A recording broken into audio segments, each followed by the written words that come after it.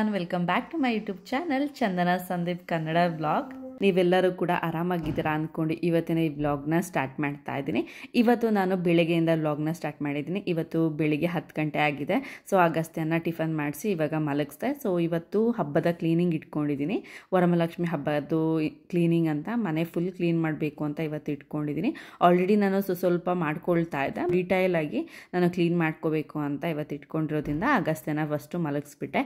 So ಅವ್ನು ಮಲಗಿದ್ರೆ ಸ್ವಲ್ಪ time ನನಗೆ ಫ್ರೀ ಟೈಮ್ ಅಂತ ಸಿಗುತ್ತೆ. ಅವನ ಮೇಲೆ ಕಾನ್ಸಂಟ್ರೇಟ್ ಮಾಡೋವಂಥದ್ದು ಸ್ವಲ್ಪ ಕಡಿಮೆ ಇರುತ್ತೆ ಅಂತ ಇವಾಗ ನಾನು ಕಿಚನಿಂದ ಕ್ಲೀನ್ ಮಾಡ್ಕೊಂಬರೋಣ ಅಂತ ಕಿಚನಿಂದ ಬರ್ತಾ ಇದ್ದೀನಿ. ಸೊ ಯಾವುದಾದ್ರು ವಾಲಿಗೆ ಟ್ಯಾಗ್ ಮಾಡಿದೆ. ಸೊ ಅದನ್ನೆಲ್ಲ ನಾನು ತೆಗಿತಾ ಇದ್ದೀನಿ. ಫಸ್ಟು ಕೆಲವೊಂದನ್ನು ತೆಗಿಯೋದಕ್ಕಾಗಲ್ಲ, ವಾಲ್ ಹಾಳಾಗುತ್ತೆ ಅಂತ ಅನಿಸ್ತು. ಸೊ ಹಾಗಾಗಿ ಹಾಗೆ ವೈಪ್ ಮಾಡ್ಕೊಳ್ಳೋಣ ಅಂತ ನಾನು ಅದನ್ನೇನು ತೆಗಿತಾ ಇಲ್ಲ. ಸೊ ಫಸ್ಟು ನಾನು ಕಿಚನ್ ಟ್ಯಾಪ್ನ ನಾನು ಕ್ಲೀನ್ ಮಾಡ್ಕೊಳ್ಳೋಣ ಅಂತ ಪ್ರತಿಯೊಂದು ಅಡುಗೆ ಏನು ಮಾಡಿದೆ ಸೊ ಅದನ್ನೆಲ್ಲ ಕ್ಲೀನ್ ಮಾಡ್ಕೊಂಡು ಸ್ಟವ್ ಟ್ಯಾಪಿಂದ ಕ್ಲೀನ್ ಮಾಡ್ಕೊಬರೋಣ ಅಂತ ಸ್ಟಾರ್ಟ್ ಮಾಡಿದ್ದೀನಿ. ಸೊ ಇವತ್ತಿನ ವಿಡಿಯೋದಲ್ಲಿ ತುಂಬ ವಿಷಯನ ನಿಮ್ಮ ಜೊತೆ ಶೇರ್ ಮಾಡ್ಕೋಬೇಕು ಅಂದ್ಕೊಂಡಿದ್ದೀನಿ. ಸೊ ವಿಡಿಯೋನ ಕೊನೆ ತನಕ ಸ್ಕಿಪ್ ಮಾಡ್ತಲೇ ನೋಡಿ ಅಂತ ಹೇಳ್ತಾ ವ್ಲಾಗ್ನ ಕಂಟಿನ್ಯೂ ಮಾಡ್ತಾ ಇದ್ದೀನಿ. ಪ್ರತಿನಿತ್ಯ ನಾವು ಗ್ಯಾಸ್ ಕ್ಲೀನ್ ಮಾಡ್ತಾನೆ ಇರ್ತೀವಿ. ಆದರೆ ಎಕ್ಸಾಸ್ಟ್ ಅಂತ ಬಂದಾಗ ಸ್ವಲ್ಪ ವೀಕ್ಲಿ ಒನ್ಸ್ ಇಲ್ಲ ಮಂತ್ಲಿ ಒನ್ಸ್ ಆ ಥರ ನಾನು ಎಕ್ಸಾಸ್ಟ್ ಫಿಲ್ಟರ್ನ ವಾಶ್ ಮಾಡ್ತಾ ಇರ್ತೀನಿ. ಬಟ್ ಈ ಸತಿ ಅಂತೂ ತುಂಬಾ ಗ್ಯಾಪ್ ಆಗಿಬಿಡ್ತು. ಒಂದು 2 or 3 ಮಂತ್ಸೇ ಗ್ಯಾಪ್ ಆಯಿತು ಅಂತ ಹೇಳ್ಬೋದು ನಾನು ಎಕ್ಸಾಸ್ಟ್ ಫಿಲ್ಟರ್ನ ಕ್ಲೀನ್ ಮಾಡುವಂಥದ್ದು. ಹಾಗಾಗಿ ತುಂಬಾ ಗ್ರೀಸಿ ಫೀಲ್ ಆಗ್ತಾ ಇತ್ತು. ಸೊ ಇವತ್ತೇನೆ ಕ್ಲೀನಿಂಗ್ ಹೇಗೋ ಮಾಡ್ತಾ ಇದ್ದೀನಿ. ಸೊ ಜೊತೆಗೆ ಎಕ್ಸಾಸ್ಟ್ನು ಕೂಡ ಕ್ಲೀನ್ ಮಾಡ್ಕೊಳ್ಳೋಣ ಅಂತ ಒಂದೇ ದಿನ ಇಟ್ಕೊಂಡಿದ್ದೀನಿ. ನನಗೆ ಪ್ರತಿದಿನ ಸ್ವಲ್ಪ ಮಾಡ್ಕೋಬೋದು, ಆದರೆ ಅಗಸ್ತ್ಯ ಮತ್ತು ವಸಿಷ್ಠಂದು ದಿನಾಲೂ ಒಂದೇ ರೂಟೀನ್ ಇರೋದಿಲ್ಲ. ಸೊ ಹಾಗಾಗಿ ಟೈಮ್ ಸಿಗುತ್ತೆ ಇಲ್ವೋ ಅಂದ್ಕೊಂಡು ನಾನು ಒಂದೇ ದಿನ ಫುಲ್ ಡೇ ನಾನು ಡೆಡಿಕೇಟ್ ಮಾಡ್ತಾ ಇದ್ದೀನಿ ಕ್ಲೀನಿಂಗ್ಗೋಸ್ಕರ. ನಾನು ಈ ಮನೆಗೆ ಇಂಡೋರ್ ಪ್ಲಾಂಟ್ಸ್ ಅಂತ ಯಾವುದೂ ಇಟ್ಟಿಲ್ಲ. ಸೊ ಮನಿ ಪ್ಲಾಂಟ್ ಮಾತ್ರ ಇಟ್ಟಿರುವಂಥದ್ದು. ಜಸ್ಟ್ ಗ್ಲಾಸ್ ಬಾಟಲ್ಗೆ ನಾನು ಈ ಥರ ಮನಿ ಪ್ಲಾಂಟ್ನ ಹಾಕಿಟ್ರೆ ತುಂಬ ಚೆನ್ನಾಗಿ ಬೇರು ಬಂದಿರುತ್ತೆ. ನೋಡೋದು ಕೂಡ ತುಂಬಾ ಲುಕ್ ಕಾಣುತ್ತೆ ಅಂತ ಹೇಳ್ಬೋದು. ಇಲ್ಲಿ ನಾನು ಮೊದಲಿಗೆ ಸ್ಟವ್ನ ಕ್ಲೀನ್ ಮಾಡ್ಕೊಳ್ಳೋಣ ಅಂತ ವಿಮ್ ಹಾಕಿ ನಾನು ಸ್ಕ್ರಬ್ ಮಾಡ್ತಾ ಇದ್ದೀನಿ.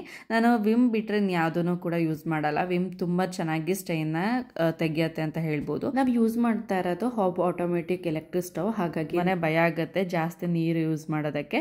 ಸೊ ಹಾಗಾಗಿ ಸ್ವಲ್ಪ ಅಷ್ಟೇ ವಿಮ್ನ ತೊಗೊಂಡು ನಾನು ಹಾಗೆ ವೈಪ್ ಮಾಡ್ಕೊಳ್ತೀನಿ ಅಷ್ಟೇ, ಸ್ಕ್ರಬ್ ಮಾಡಿ. ಸೊ ನೋಡಿ ಎಷ್ಟು ಚೆನ್ನಾಗಿ ಕೊಳೆ ಹೋಯಿತು.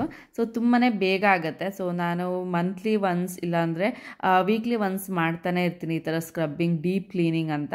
ನಾರ್ಮಲಾಗಿ ವೈಪ್ ಮಾಡೋವಂಥದ್ದು ಡೈಲಿ ರುಟೀನ್ ಮಾರ್ನಿಂಗ್ ಏನಿರುತ್ತೆ ಆಫ್ಟರ್ ಸಂದೀಪ್ ಮತ್ತು ವಶಿ ಸ್ಕೂಲಿಗೆ ಹೋದ್ಮೇಲೆ ಮಾಡ್ತಾ ಇರ್ತೀನಿ. ಬಟ್ ಈ ಥರ ಸ್ಕ್ರಬ್ ಮಾಡಿ ಮಾಡುವಂಥದ್ದು ಮಂತ್ಲಿ ಟ್ವೈಸ್ ಇಲ್ಲಾಂದರೆ ವೀಕ್ಲಿ ಒನ್ಸ್ ಆ ಥರ ಮಾಡ್ತಾ ಇರ್ತೀನಿ ಅಷ್ಟೇ ಟೈಮ್ ಸಿಕ್ಕಿದಾಗ.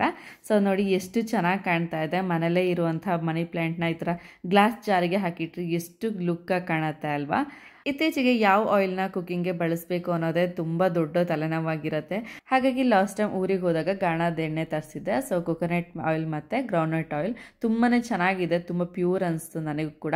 ಸೊ ಇದನ್ನು ಕಂಟಿನ್ಯೂ ಮಾಡಬೇಕು ಅಂತ ಅಂದ್ಕೊಂಡಿದ್ದೀನಿ. ಸೊ ಯಾವುದೇ ರೀತಿಯ ಬೇರೆ ರಿಫೈನ್ಡ್ ಆಯಿಲ್ಗಿಂತ ಇದು ಬೆಸ್ಟ್ ಅಂತ ಹೇಳ್ಬೋದು. ಆ್ಯಂಡ್ ಅಡುಗೆ ಟೇಸ್ಟ್ ಕೂಡ ತುಂಬಾ ರುಚಿಯಾಗಿರುತ್ತೆ ಅಂತ ಹೇಳ್ಬೋದು. ಸೊ ಅಗಸ್ತ್ಯನ ಕೂಡ ಎದ್ಬಿಟ್ಟು ಆಟ ಆಡ್ತಾ ಇದ್ದಾನೆ. ಇತ್ತೀಚೆಗೆ ತುಂಬಾ ಬ್ಯುಸಿ ಆಗಿಬಿಟ್ಟಿದ್ದೀನಿ ಅಂತ ಹೇಳ್ಬೋದು. ಯಾಕಂದರೆ ಅಗಸ್ತ್ಯನ ಸ್ಪೀಚಿಂಗ್ ಥೆರಪಿಗೆ ಕರ್ಕೊಂಡು ಹೋಗ್ತಾ ಇದ್ದೀವಿ. ಸೊ ಸ್ಪೀಚಿಂಗ್ ಥೆರಪಿ ವೀಕ್ಲಿ ಟ್ವೈಸ್ ಇಲ್ಲಾಂದರೆ ಥ್ರೈಸ್ ಇರುತ್ತೆ. ಸೊ ಹಾಗಾಗಿ ಡೇ ಬೈ ಡೇ ತುಂಬಾ ಬ್ಯುಸಿ ಶೆಡ್ಯೂಲ್ ಆಗ್ತಾ ಇದೆ ಅಂತ ಹೇಳ್ಬೋದು. ಸೊ ಪ್ರತಿಯೊಂದನ್ನು ಕೂಡ ಮ್ಯಾನೇಜ್ ಮಾಡ್ಕೊಂಡು ಅಗಸ್ತ್ಯನಿಗೆ ಥೆರಪಿ ಕೂಡ ಕರ್ಕೊಂಡು ಹೋಗೋದು. ಸೊ ಟೈಮ್ ಯಾವುದಕ್ಕೂ ಕೂಡ ಸಿಗಲ್ಲ. ಯಾಕಂದರೆ ವೀಡಿಯೋಸ್ ಕೂಡ ನಾನು ಅಪ್ಡೇಟ್ ಮಾಡ್ತಾ ಇರೋದ್ರಿಂದ ತುಂಬ ಕಂಟಿನ್ಯೂಸ್ ಆಗಿ ಸೊ ಕಾನ್ಸ್ಟೆಂಟಾಗಿ ಇರಬೇಕು ಅಂತ ಉದ್ದೇಶದಿಂದ ಎಲ್ಲದನ್ನೂ ಕೂಡ ಹ್ಯಾಂಡಲ್ ಮಾಡೋದು ತುಂಬಾ ಕಷ್ಟ at A time. But manage ಮಾಡ್ತಾ ಇದ್ದೀನಿ. ಸೊ ಅಗಸ್ತ್ಯನಿಗೆ ಸ್ಪೀಚಿಂಗ್ ಥೆರಪಿ ಯಾಕೆ ಕೊಡಿಸ್ತಾ ಇದ್ದೀವಿ ಅನ್ನೋದ್ರ ಬಗ್ಗೆ ಮಾತಾಡೋದಾದರೆ, ಅಗಸ್ತ್ಯನಿಗೆ ಇವಾಗ 2 years 4 months ಆಗ್ತಾ ಇದೆ. ಸೊ ಅವನು ಸ್ಪೀಚ್ ಬಗ್ಗೆ ಮಾತಾಡಬೇಕು ಅಂದರೆ ಅವನು ಸಿಂಗಲ್ ವರ್ಡ್ಸ್ನ ಎಲ್ಲದನ್ನೂ ಕೂಡ ಹೇಳ್ಕೊಟ್ಟಿದ್ನ ಎಲ್ಲದನ್ನು ಕೂಡ ಇಮಿಟೇಟ್ ಮಾಡೋದಕ್ಕೆ ಟ್ರೈ ಮಾಡ್ತಾನೆ. ಆ್ಯಂಡ್ ಈವನ್ ಅವನಿಗೆ ಗೊತ್ತಿರುವಂಥ ಎನಿಮಲ್ಸ್ ಆಗಲಿ ಬರ್ಡ್ಸ್ ಆಗಲಿ ಏನಾದರೂ ಟಿವಿಲಿ ಬಂದರೆ ಅವನು ಇಮಿಡಿಯೇಟ್ ಅವನು ಅದನ್ನು ಹೇಳೋದಕ್ಕೆ ಟ್ರೈ ಮಾಡ್ತಾನೆ. ಸೊ ವರ್ಡ್ಸಲ್ಲಿ ಯಾವುದೂ ಕೂಡ ಅವನಿಗೆ ಕಷ್ಟ ಆಗ್ತಾ ಇಲ್ಲ, ಹೇಳ್ತಾನೆ ಈ ಸಿಂಗಲ್ ವರ್ಡ್ಸ್ ಮಾತ್ರ.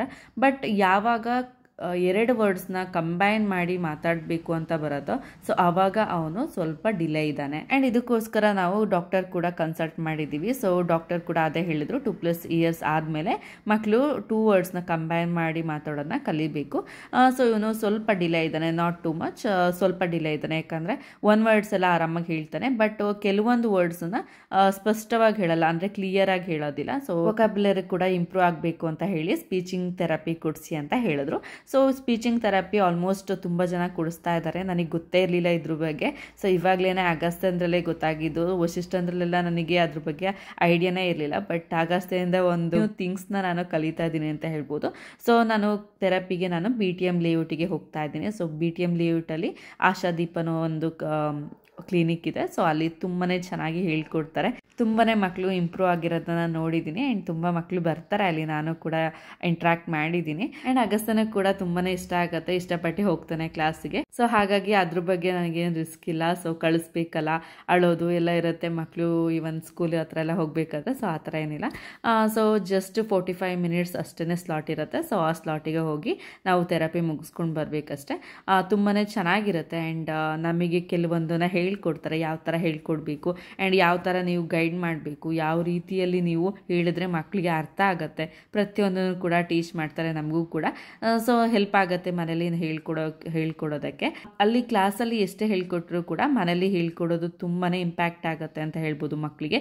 ಆ್ಯಂಡ್ ಮಕ್ಕಳಿಗೆ ಹೇಳ್ಕೊಡೋದು ತುಂಬಾ ಒಂದು ದೊಡ್ಡ ರಿಸ್ಕ್ ಅಂತ ಹೇಳ್ಬೋದು. ಯಾಕಂದರೆ ಮಕ್ಕಳದು ಇಂಟ್ರೆಸ್ಟ್ ಒಂದಿನ ಇದ್ದಂಗೆ ಇನ್ನೊಂದು ದಿನ ಇರೋದಿಲ್ಲ. ಅದರಲ್ಲೂ ಅಗಸ್ತ್ಯ ಏನೋ ತುಂಬಾ ಚಿಕ್ಕವನೋ, ಹಾಗಾಗಿ ತುಂಬಾ ಮೂಡ್ ಸ್ವಿಂಗ್ಸ್ ಇರುತ್ತೆ. ಒಂದಿನ ಕುತ್ಕೊಂಡು ಕೇಳ್ದಂಗೆ ಇನ್ನೊಂದು ದಿನ ಕುತ್ಕೊಂಡು ಅವನು ಕಲಿಯೋದಿಲ್ಲ. ಸೊ ಹಾಗಾಗಿ ಅವನ್ನ ಯಾವ ಥರ ನಾನು ಅಡುಗೆ ಇಲ್ಲ ಯಾವುದಾದ್ರು ಕೆಲಸ ಮಾಡಬೇಕಾದ್ರೆ ಅವನು ಕೂಡ ಎಂಗೇಜ್ ಮಾಡಿಕೊಂಡೆ ಅವಾಗ ಹೇಳ್ಕೊಡ್ತಾ ಇರ್ತೀನಿ ಪ್ರತಿಯೊಂದನ್ನು ಕೂಡ.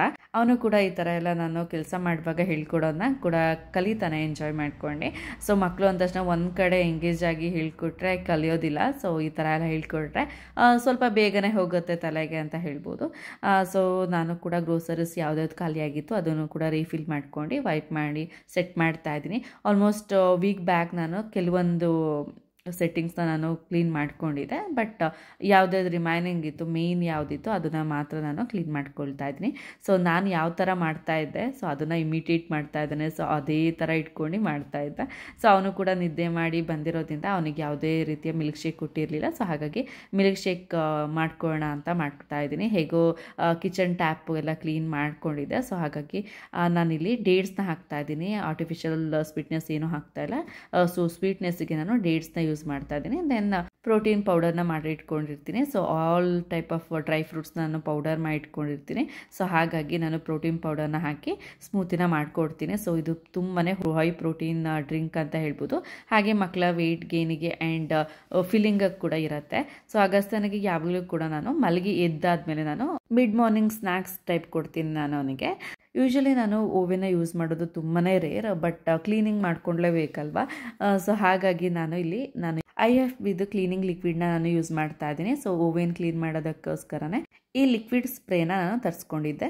ಸೊ ಇದನ್ನು ಸ್ಪ್ರೇ ಮಾಡಿ ಒಂದು 5 ಮಿನಿಟ್ಸ್ ಬಿಟ್ಟಾದಮೇಲೆ ವೈಪ್ ಮಾಡಿದ್ರೆ ತುಂಬಾ ಫ್ರೆಶ್ ಆಗುತ್ತೆ. ಹಾಗೆಯೇ ಏನಾದರೂ ಫುಡ್ ಸ್ಟೇನ್ ಇದ್ರೂ ಕೂಡ ತುಂಬಾ ಚೆನ್ನಾಗಿ ನೀಟಾಗುತ್ತೆ ಆ್ಯಂಡ್ ಫ್ರೆಶ್ ಫೀಲ್ ಆಗುತ್ತೆ ಅಂತ ಹೇಳ್ಬೋದು. ಈ ಸ್ಪ್ರೇದು ಲಿಂಕ್ ಸಿಕ್ಕಿದ್ರೆ ಡಿಸ್ಕ್ರಿಪ್ಷನಲ್ಲಿ ನಾನು ಹಾಕಿರ್ತೀನಿ, ನೀವು ಚೆಕ್ ಮಾಡ್ಕೊಳ್ಬೋದು. ನಾನು ಡೈರೆಕ್ಟ್ IFBಯಿಂದ ಬೈ ಮಾಡಿದ್ದು, ಬಟ್ ಅಮೆಝಾನಲ್ಲಿ ಸಿಗುತ್ತೆ ಅನಿಸುತ್ತೆ. ಸೊ ಅಮೆಝಾನಲ್ಲಿ ಸಿಕ್ಕಿದ್ರೆ ನಾನು ಲಿಂಕ್ನ ಕೂಡ ಹಾಕಿರ್ತೀನಿ. ಆ್ಯಂಡ್ ಅಗಸ್ತ್ಯನ ಸ್ಪೀಚ್ ಡಿಲೇ ಬಗ್ಗೆ ಇನ್ನೂ ಮಾತಾಡಬೇಕು ಅಂತ ಹೇಳಿದ್ರೆ ತುಂಬ ಡಿಫ್ರೆಂಟ್ ಒಪಿನಿಯನ್ ಬಂದಿದೆ ಅಗಸ್ತ್ಯನ ಸ್ಪೀಚ್ ಬಗ್ಗೆ. ಸೊ ಕೆಲವರು ಇನ್ನೂ 2 ವರ್ಷ, ಸೊ ಹಾಗಾಗಿ ಅರ್ಜೆಂಟ್ ಮಾಡಬೇಡಿ ಆ್ಯಂಡ್ ಯಾವುದೇ ಒಂದು ಒಪಿನಿಯನಿಗೆ ಬರಬೇಡಿ ಅಂತ ಹೇಳ್ತಾರೆ. ಸೊ ಒಪಿನಿಯನ್ ಯಾವುದೂ ಇಲ್ಲ. ಸೊ ಸ್ಪೀಚ್ ಡಿಲೇ ಅನ್ನೋದು ನಮಗೆ ಗೊತ್ತಾಗಿದೆ, ಯಾಕಂದರೆ 2 ಇಯರ್ಸ್ ಆಗಿದೆ, 2+ ಇಯರ್ಸ್ ಆಗಿದೆ. ಸೊ ಹಾಗಾಗಿ ಸ್ಪೀಚ್ ಡಿಲೇ ಗೊತ್ತಾಯಿತು ನಮಗೆ. ಸೊ ಹಾಗಾಗಿ ಡಾಕ್ಟರ್ನ ಕನ್ಸಲ್ಟ್ ಮಾಡಿದ್ದು ನಾವು. ಸೊ ನಾವು ENT ಡಾಕ್ಟರ್ ಅಪೋಲೋ ಹಾಸ್ಪಿಟಲ್ಲಿ ಕನ್ಸಲ್ಟ್ ಮಾಡಿದಾಗ ಸೊ ಅವರು ಕೂಡ ಎಕ್ಸಾಮಿನೇಷನ್ ಮಾಡಿ ಅವರು ಸ್ವಲ್ಪ ಡಿಲೇ ಇದೆ ಅಂತಲೂ ಕೂಡ ಹೇಳಿದರು.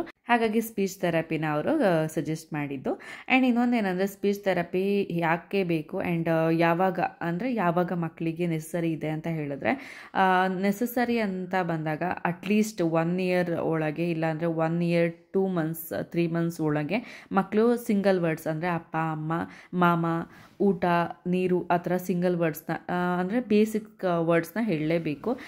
ಸೊ ಅಥವಾ 1.5 ಇಯರ್ ಒಳಗೆ ಹೇಳಬೇಕು.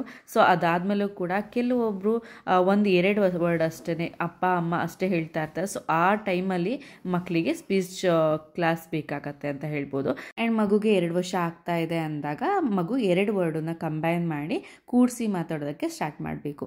ಆವಾಗ ಮೈಲ್ ಸ್ಟೋನ್ ಕರೆಕ್ಟ್ ಇದೆ ಅಂತ ಅರ್ಥ. ಸೊ ಆವಾಗ ಯಾವುದೇ ರೀತಿಯ ಸ್ಪೀಚ್ ಥೆರಪಿ ಬೇಡ. ಬಟ್ ಸ್ಪೀಚ್ ಥೆರಪಿ ಯಾವಾಗ ಅಂದರೆ ಸ್ವಲ್ಪ ಕಡಿಮೆ ಮಾತಾಡ್ತಾ ಇದ್ದಾರೆ, ಕಷ್ಟಪಡ್ತಾ ಇದ್ದಾರೆ ಅಂದಾಗ ಸ್ಪೀಚ್ ಡಿಲೇ ಇದೆ ಅಂತ ಅರ್ಥ. ಸೊ ಹಾಗಾಗಿ ಸ್ಪೀಚ್ ಥೆರಪಿಯಿಂದ ನಮಗೆ ತುಂಬಾ ಹೆಲ್ಪ್ ಆಗುತ್ತೆ ಅಂತ ಹೇಳ್ಬೋದು ಮಕ್ಕಳು ಮಾತಾಡೋದಕ್ಕೆ.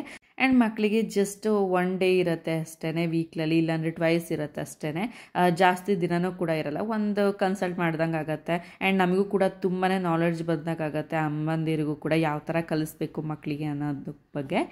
ಸೊ ನನಗೂ ಕೂಡ ತುಂಬಾ ಒಂದು ಹ್ಯಾಪಿ ಫೀಲಿಂಗ್ ಇದೆ ಸ್ಪೀಚಿಂಗ್ ಥೆರಪಿ ಬಗ್ಗೆ. ಸೊ ಹಾಗಾಗಿ ನನ್ನ ಒಪಿನಿಯನ್ ಆ್ಯಂಡ್ ನನಗೆ ಏನು ಎಕ್ಸ್ಪೀರಿಯೆನ್ಸ್ ಆಗಿದೆ ಅದನ್ನು ಜಸ್ಟ್ ಶೇರ್ ಮಾಡಿದ್ದೀನಿ ನಿಮಗೂ ಕೂಡ.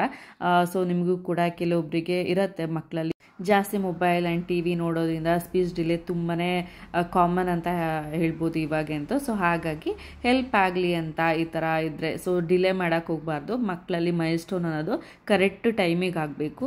ಬಟ್ ಸ್ಪೀಚ್ ಅಂತ ಬಂದಾಗ ಕೆಲವು ಮಕ್ಕಳು ಸ್ಲೋ ಇರ್ತಾರೆ, ಕೆಲವು ಮಕ್ಕಳು ಫಾಸ್ಟಾಗಿ ಮಾತಾಡ್ತಾರೆ. ಆ್ಯಂಡ್ ಕ್ಲಾರಿಟಿ ಆಫ್ ಸ್ಪೀಚ್ ತುಂಬ ಮಕ್ಕಳಲ್ಲಿ ಇರುತ್ತೆ, ತುಂಬ ಬೇಗ ಸಣ್ಣ ವಯಸ್ಸಿಗೆ. ಬಟ್ ತುಂಬ ಮಕ್ಕಳಿಗೆ ಕ್ಲಾರಿಟಿ ಆಫ್ ಸ್ಪೀಚೇ ಇರೋದಿಲ್ಲ ತುಂಬ ದೊಡ್ಡವರಾದ್ರೂ ಕೂಡ. ಈವನ್ ವಶಿಗೂ ಕೂಡ ಇವಾಗ 5+ ಇಯರ್ಸ್, ಬಟ್ ಅವನು ಕೆಲವೊಂದು ವರ್ಡ್ಸಲ್ಲಿ ಕ್ಲಾರಿಟಿನೇ ಇರಲ್ಲ. ಬಟ್ ಹಾಗಾಗಿ ಅವನಿಗೂ ಕೂಡ ಕನ್ಸಲ್ಟ್ ಮಾಡೋದಕ್ಕೆ so day by day improve ಆಗುತ್ತೆ. ಸೊ ಅದ್ರ ಬಗ್ಗೆ ಏನು ತಲೆ ಕೆಡಿಸ್ಕೋಬೇಡಿ ಅಂತ ಹೇಳಿದ್ರು. ಸೊ ಅವನ ಬಗ್ಗೆ ಏನು ಟೆನ್ಷನ್ ಇಲ್ಲ. ಬಟ್ ಆಗಸ್ತನ ಬಗ್ಗೆ ಸ್ವಲ್ಪ ಥಿಂಕ್ ಮಾಡ್ತಾ ಇದ್ದೀವಿ, ಯಾಕಂದರೆ ಅವನ ಮೈಲ್ ಸ್ಟೋನ್ ಎಲ್ಲದೂ ಕೂಡ ಕರೆಕ್ಟ್ ಟೈಮಲ್ಲಿ ಆಗಲಿ ಅನ್ನೋದು ಅಷ್ಟೇ. ಸೊ ಅಪ್ಪ ಅಮ್ಮಂದಿರ ಅಂದಮೇಲೆ ನಮ್ಗಿಂತ ಮಕ್ಳ ಬಗ್ಗೆನೇ ತುಂಬಾ ಥಿಂಕ್ ಮಾಡ್ತಾ ಇರ್ತಾರೆ. ಇಷ್ಟು ಆಗಸ್ತನಿಗೆ ಕೊಡಿಸ್ತಿರೋ ಅಂಥ ಸ್ಪೀಚಿಂಗ್ ಥೆರಪಿ ಡೀಟೇಲ್ಸ್ ಆ್ಯಂಡ್ ನನಗೆ ಗೊತ್ತಿರೋವಂಥ ಒಂದು ಸ್ವಲ್ಪ ಇನ್ಫಾರ್ಮೇಷನ್ನು ಕೂಡ ನಿಮ್ಮ ಜೊತೆ ಶೇರ್ ಮಾಡಿದ್ದೀನಿ ಅಷ್ಟೇ. ನಾನು ಮನೆಯನ್ನು ಡೀಪ್ ಕ್ಲೀನಿಂಗ್ ಮಾಡಬೇಕಾದ್ರೆ ವ್ಯಾಕ್ಯೂಮ್ ಯೂಸ್ ಮಾಡ್ತೀನಿ. ಸೊ ಡಸ್ಟ್ ಎಲ್ಲ ಸೋಫಾದ ಮೇಲೆಲ್ಲ ತುಂಬಾ ಇರುತ್ತೆ.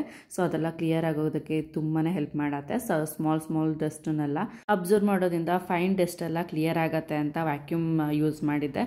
ಸೊ ನೋಡಿ ಎಷ್ಟೊಂದು ಡಸ್ಟ್ ಇದೆ. ಸೊ ನನಗೆ ನೋಡಿ ಶಾಕ್ ಆಯಿತು. ಆ್ಯಂಡ್ ಈ ವ್ಯಾಕ್ಯೂಮಲ್ಲಿ ನಾನು ಮ್ಯಾಟ್ ಕೂಡ ಕ್ಲೀನ್ ಮಾಡಿದ್ನಲ್ಲ, ಸೊ ಹಾಗಾಗಿ ಡಸ್ಟ್ ಜಾಸ್ತಿನೇ ಇದೆ ಅಂತ ಹೇಳ್ಬೋದು. ಅಗಸ್ತ್ಯ ಮತ್ತು ವಸಿಷ್ಠ ಇಬ್ರು ಕೂಡ ಆಟ ಆಡ್ತಾ ಇದ್ರು. ಆ್ಯಂಡ್ ವಸಿಷ್ಠನೂ ಕೂಡ ಆಫ್ಟರ್ನೂನೇ ಬಂದುಬಿಡ್ತಾನೆ. ಸೊ ಅವನಿಗೆ 1 o'clock ಅಂದರೆ 9 to 1 ಅಷ್ಟೇ ಸ್ಕೂಲ್ ಇರೋವಂಥದ್ದು. ಸೊ ಸ್ಕೂಲ್ ತುಂಬಾ ನಿಯರ್ ಇರೋದ್ರಿಂದ ಬೇಗನೆ ಬಂದುಬಿಡ್ತಾನೆ.